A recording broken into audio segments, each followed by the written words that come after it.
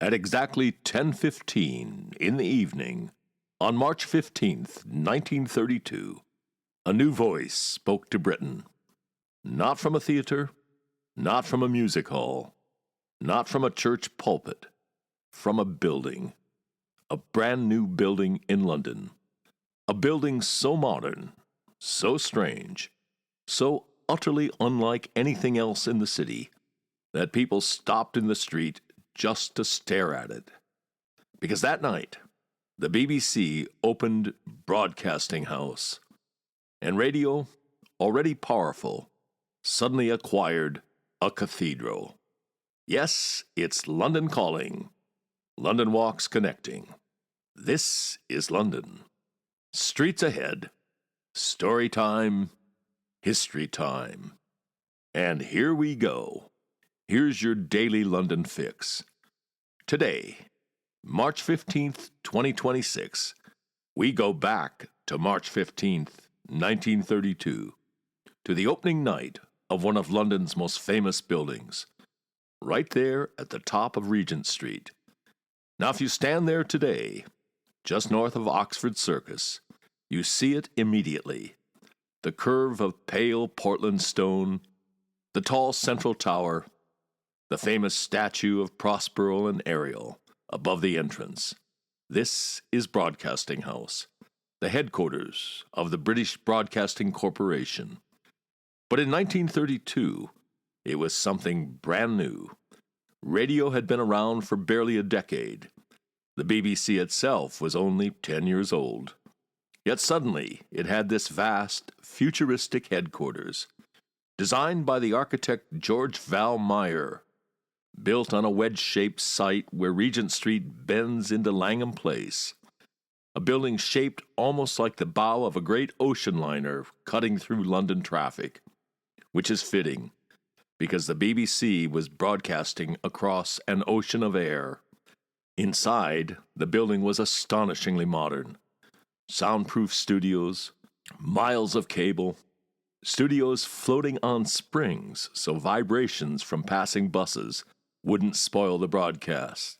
It was, quite simply, the most advanced broadcasting building in the world, and Londoners were fascinated. People gathered outside just to look at it, because broadcasting in those days had a touch of magic about it. Invisible voices flying through the air, music appearing in your sitting room, announcements drifting out of polished wooden wireless sets. It felt almost supernatural. And now all that magic had a home. On the night of March 15th, 1932, the BBC held its first broadcast from the new building. The voice that opened proceedings belonged to John Reith, Lord Reith, the towering Scottish founder of the BBC. 6'6", grave, serious, utterly convinced that broadcasting should elevate the nation. His famous mission statement still defines the BBC today: to inform, to educate, to entertain. In that order, Reith spoke to the nation. Then the building sprang into life. Music, announcements, orchestras, speeches, all flowing out from Regent Street to the entire country. Millions of listeners, wireless sets glowing softly in living rooms from Cornwall to the Highlands. And London, once again, was the beating heart of it all, because this building quickly became one of the great crossroads of British culture. Composers arrived, actors, politicians, writers, scientists, every kind of voice passed through Broadcasting House, and the programs that emerged from those studios became part of everyday life.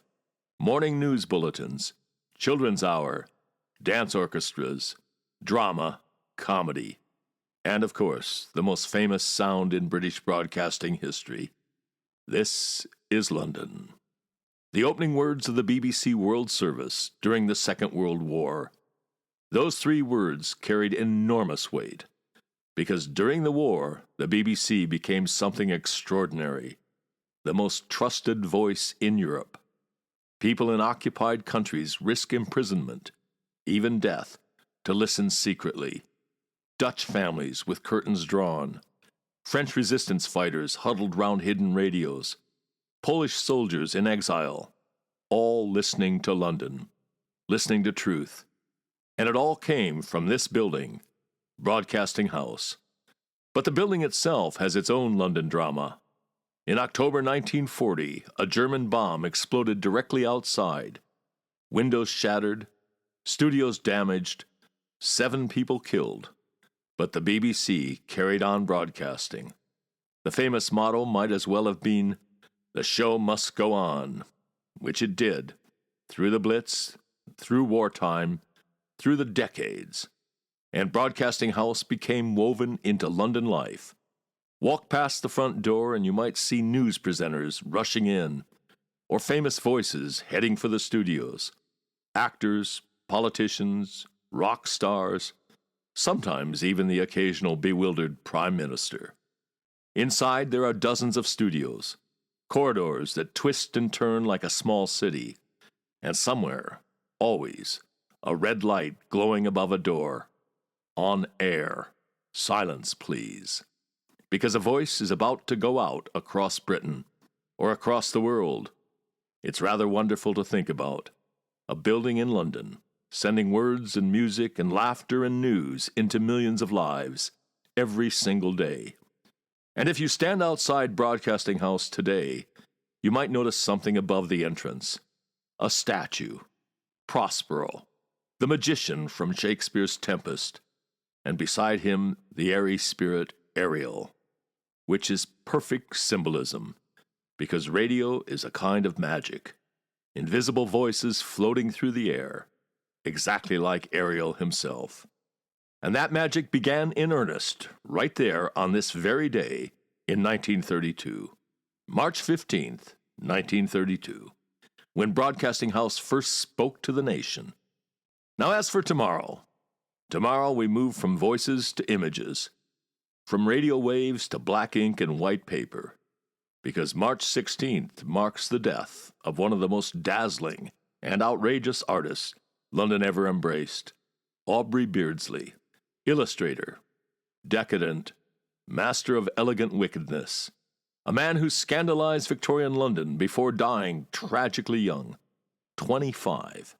And that story, takes us to Pimlico, the Café Royal, the Yellow Book scandal, and the wild catastrophe. All very London. London calling. Until then, here's to a feast of great Londoning. See you tomorrow.